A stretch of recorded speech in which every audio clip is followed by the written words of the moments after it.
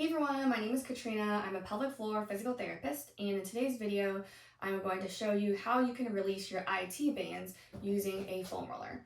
I love the OPTP Extra Soft Foam Roller because it's very comfortable and it's a great way to kind of open up and release your fascia in your body.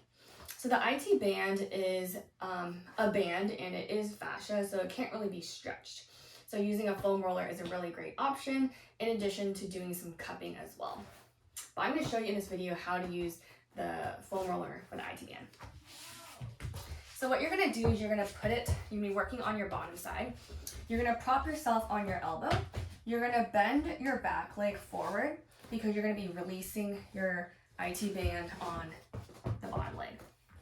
So what you're going to do is you're just going to roll up and down. Again, you want to get kind of all the way up into your outer hip. You also want to get towards the knee, where it reaches the outer part of the knee. You're just going to roll back and forth. This is great to do if you're struggling with kind of outer knee pain, if you're a runner, if you have a lot of glute tension. This is just good to do on a regular basis. The foam roller is great because it really just hydrates your tissue. Okay, so you can spend about 30 seconds doing that. You can do it on both sides.